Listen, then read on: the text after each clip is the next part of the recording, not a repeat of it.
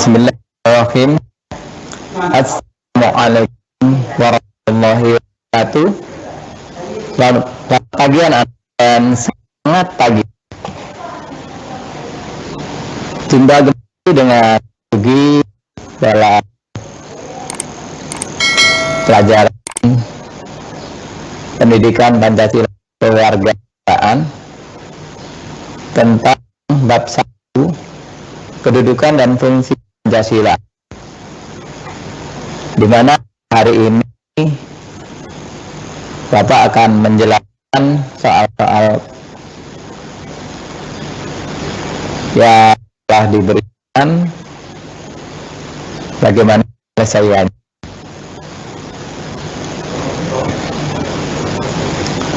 Namun demikian, anak-anak supaya perhatikan betul, karena ini apa penting kalau kalian konsentrasi fokus terhadap materi yang diberikan ini, sehingga kalian bisa memahami dan bermanfaat kalau mengikuti materi. Baik, kita akan bahas bahwa Pancasila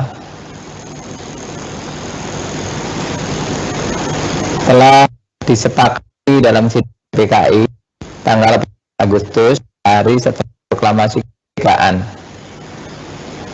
Hal ini menunjukkan peran fungsi Pancasila sebagai apa. Jadi di sebelumnya itu ada 7 fungsi Pancasila, peran dan fungsi. Nah, di bagian pertama itu tentang dua bangsa Indonesia, Pancasila sebagai dua bangsa Indonesia. Ini bagian kedua, Pancasila telah disepakati bersama dalam sidang PPKI pada tanggal 16 Agustus. Berarti Pancasila sebagai perjanjian luhur, berarti rakyat Indonesia mengadakan perjanjian gitu ya, untuk mendirikan sebuah negara yang berdasarkan Pancasila. Itu jawaban yang pertama. Yang kedua, bangsa Indonesia memiliki adat istiadat dan nilai kesopanan berbeda bangsa lain. Bangsa Indonesia sangat menjunjung tinggi keramahan dan santun. Hal ini bukan salah satu bukti peran dan fungsi Pancasila sebagai apa gitu. Nah, sebagai apa? Nah, ini menunjukkan bahwa bangsa Indonesia di sini ada berbeda. Nah, yang membedakan ciri khas bangsa Indonesia. Jadi yang membedakan Indonesia dengan bangsa lain, berarti jelas sebagai kepribadian bangsa. Oke, kita lanjut.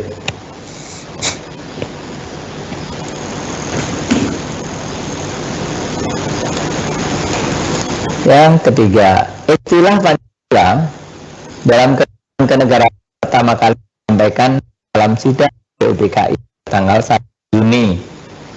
Siapa yang menyampaikan? Nah, yang sudah tahu semua, yaitu Insinyur Soekarno. Ya, yang menyampaikan ada tiga. Yang pertama Muhammad Jamin, kemudian dilanjutkan Mr. Supomo, dan dilanjutkan dengan Insinyur Soekarno pada tanggal 1 Juni. Dan Insinyur Soekarno menyampaikan istilah Pancasila, nama Pancasila itu, sehingga pada 1 Juni dikatakan sebagai hari lahir nama Pancasila itu. Yang nomor 4, pernyataan yang tepat dan menggambarkan makna Pancasila sebagai dasar negara adalah, nah, Pancasila sebagai dasar negara. Berarti apa? Pancasila merupakan dasar untuk menyelenggarakan negara atau menyelenggarakan pemerintahan atau ketatanegaraan. Berarti jawabannya Nih di D ini ya. Oke.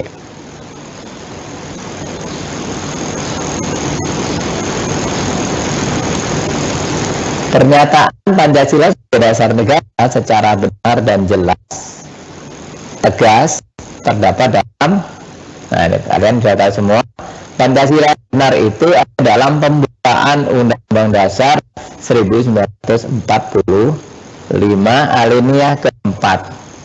Ya di situ, maka di kemerdekaan kebangsaan Indonesia itu dalam suatu Undang-Undang Dasar Negara Indonesia yang terbentuk dalam suatu susunan negara Republik Indonesia yang berkedaulatan rakyat dengan dasar kepada ketuhanan yang Maha Esa, kemanusiaan yang adil dan beradab, persatuan Indonesia, dan kerakyatan yang oleh hikmat kebijaksanaan dan musyawaratan perwakilan, serta dengan mewujudkan suatu keadilan sosial bagi seluruh rakyat Indonesia. Jadi Pancasila yang di dalam pembukaan UUD 45 ini tidak boleh dirubah oleh siapapun, karena merubah berarti membubarkan negara, merubah berarti merobohkan negara. Makanya tidak boleh Pancasila ini diperas menjadi Trisila, diperas lagi Ekasila juga enggak boleh. Karena itu kemarin terjadi keributan seperti itu, enggak boleh ya. Makanya ini karena sudah disepakati bersama oleh rakyat Indonesia. Ini yang kesepakatan bersama, bukan kesepakatan dari seseorang ya. Ya ini. Jadi inilah Pancasila yang benar ada pada alinea keempat pembukaan UUD 1945. Berikutnya, banyaknya tawuran antar pelajar, maraknya geng motor, penyalahgunaan narkotika, pergaulan bebas, dan yang lainnya membuktikan Pancasila tidak dimaknai sebagian orang sebagai apa? Berarti orang ini tidak melaksanakan nilai-nilai Pancasila yang telah disarikan dalam butir-butir pengamalan Pancasila. Ya, yaitu Pancasila sebagai pedoman hidup bangsa Indonesia atau pandangan hidup bangsa Indonesia ini ya. Nah ini pedoman hidup, pandangan hidup. Oke, kita akan lanjutkan. Berikut ini merupakan manfaat memiliki dasar negara. Nah dasar negara itu, dasar negara Indonesia merupakan fondasi. Dasar itu adalah fondasi yang akan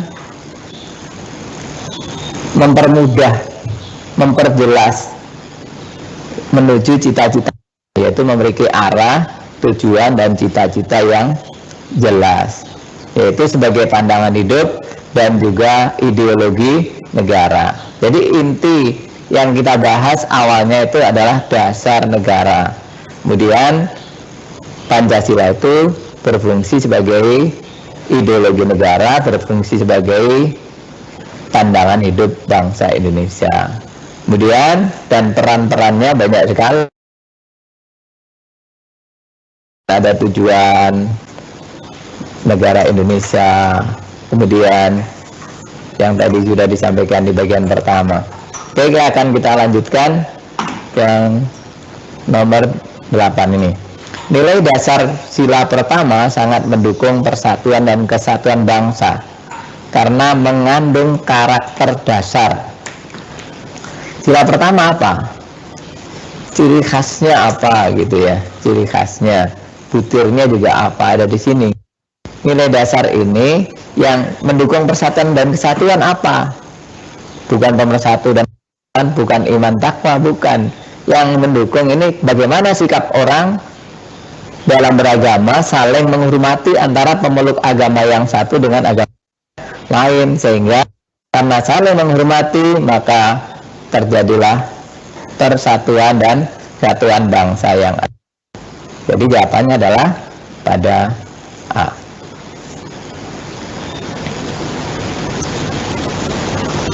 Yang ke-9, pelaksanaan pilkada serentak di Indonesia memberikan kesempatan kepada masyarakat Indonesia untuk memilih calon-calon kepala daerah sesuai hati nuraninya. Hal ini merupakan bentuk Pancasila sila yang keberapa? Sila yang ke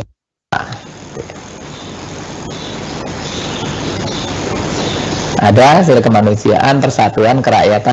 Berada di sini 2, 3, 4 dan 5. Namanya di sini adalah ciri khasnya apa sih? Demokrasi. Demokrasi itu adalah ciri khas dari sila yang keempat, kerakyatan yang dipimpin oleh hikmat kebijakan dalam permusyawaratan perwakilan. Di sini kan untuk memilih kepala daerah, memilih pemimpin daerah, termasuk juga misalnya kalau ada pemilu, memilih perwakilan rakyat, DPR, ya itu berarti sila yang keempat. Musyawarah juga sila keempat. Selanjutnya di nomor 10. Sila-sila Pancasila tidak dapat dilaksanakan dan diartikan secara terpisah. Kenapa demikian? Karena sila Pancasila itu merupakan satu kesatuan yang bulat dan utuh, tidak bisa dipisah-pisahkan. Ya.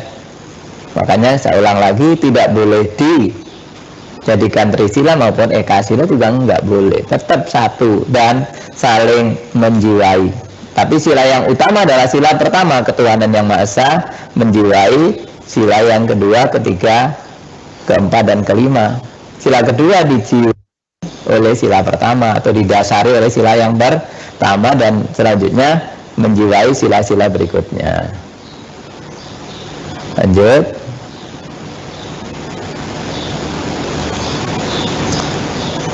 Pancasila sebagai pandangan hidup bangsa Indonesia. Untuk apa? Pandangan hidup, pedoman hidup, berarti petunjuk hidup sehari-hari bermasyarakat, berbangsa dan bernegara. Ini ya, pandangan hidup, pedoman hidup. Pancasila sebagai dasar negara untuk apa? Ya dasar mengatur penyelenggaraan pemerintahan negara yang kalau ini diatur dalam Undang-Undang Dasar 45, ada di situ ya, tentang pemerintahan ya. Nah, mulai dari pasal 1 sampai terakhir di dalam Undang-Undang Dasar 45 itu sudah. Selanjutnya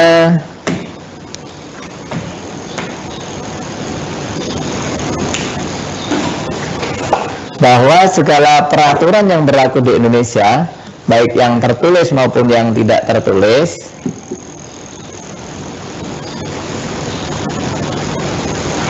tidak semuanya harus bersumber kepada Pancasila. Maksudnya begini, bahwa semua peraturan yang berlaku di Indonesia harus bersumber pada Pancasila, baik hukum itu tertulis maupun tidak tertulis. Yang tidak tertulis namanya konvensi, namanya peraturan perundang-undangan. Makna dari apa ini? Ya, di situ adalah Pancasila sebagai sumber, ini kan sumber dari bersumber, ini kan berarti sumber dari segala sumber hukum. Mudah sekali ya. Kemudian peristiwa proses usulan rumusan dasar negara yang benar, ya tadi di bagian awal sudah ada. Kalau Insinyur Soekarno mengusulkan tanggal 1 Juni, ya, ini 1 Juli berarti salah ya. Kemudian Muhammad Hatta ini tidak mengusulkan, yang mengusulkan Mr. Supomo. Kemudian Mr. Supomo mengusulkan rumusan 30 Mei, bukan, ini sebenarnya tanggal 31 Mei. Sedangkan Mr. Muhammad mengusulkan pada tanggal 29 Mei. Berarti yang benar adalah Mr. Muhammad Yamin mengusulkan pada tanggal 29 Mei. Jadi jawabannya D.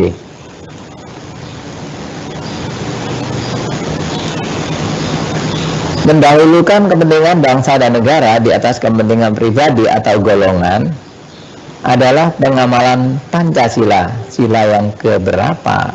Nah, ini kan berarti nasionalisme ya, makanya kita cinta tanah air ya, kemudian bangsa dan negara itu berarti ada pada sila yang ketiga ya, karena kepada bangsa yang didahulukan. Nah, ini sila yang ketiga. Kemudian berani membela kebenaran dan keadilan. Kadang terkait sila kelima namanya ada adil ya. Membela kebenaran dan keadilan. Ini ada nilai-nilai kemanusiaan. Jadi membela kebenaran dan keadilan. Dan misalnya di sidang membela ya di jaksa, ada jaksa menuntut, dan ada orang yang pembelanya membela kebenaran dan keadilan. Nah, itu berarti pengamalan sila kemanusiaan. Yang kedua, selanjutnya mengembangkan perbuatan yang luhur yang mencerminkan sikap dan suasana kekeluargaan, kegotong royongan. Kalian melihat di dalam butir-butir Pancasila, ya, bagian nomor 1 sila kelima, ya, itu ada mengembangkan perbuatan yang luhur yang mencerminkan sikap dan suasana kekeluargaan dan kegotong royongan. Ada yang bertanya, kok nggak sila ketiga gitu ya.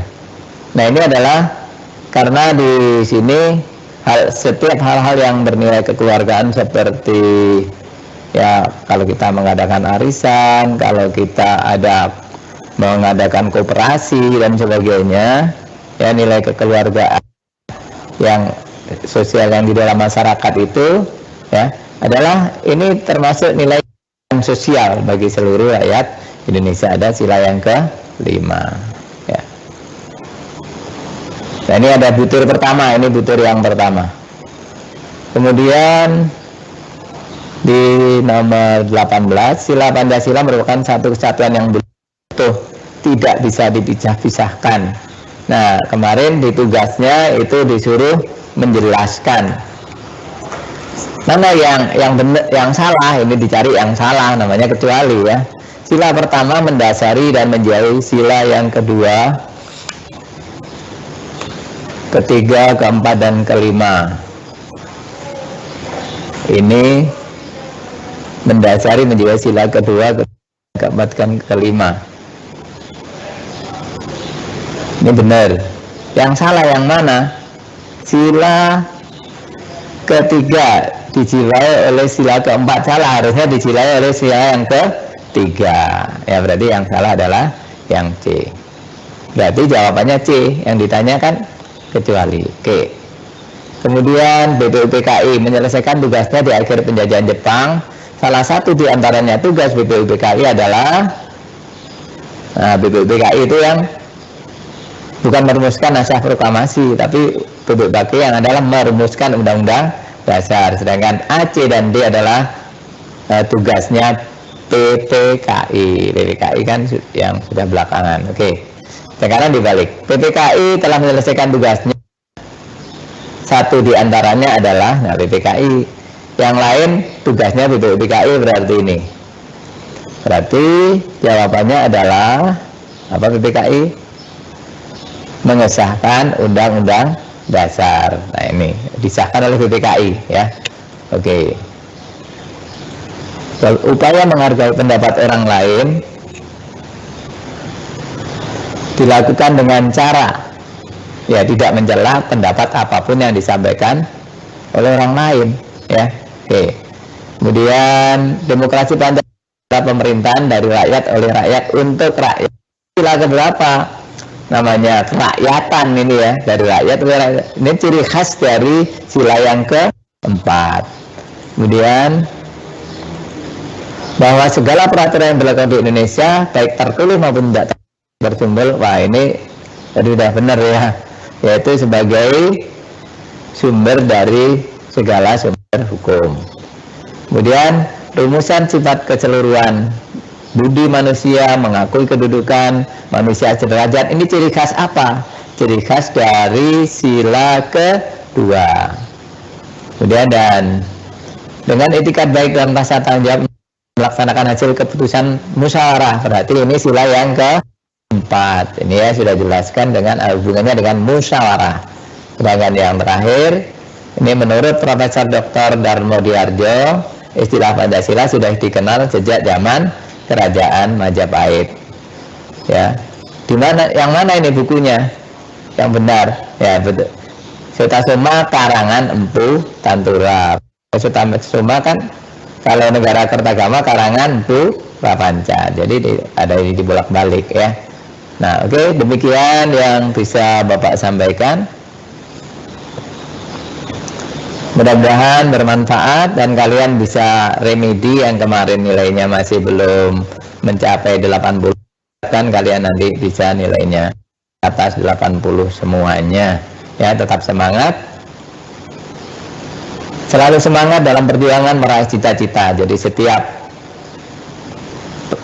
ulangan harus sukses. Ya. Demikian, terima kasih atas perhatiannya. Dan saya akhiri, Assalamualaikum warahmatullahi wabarakatuh.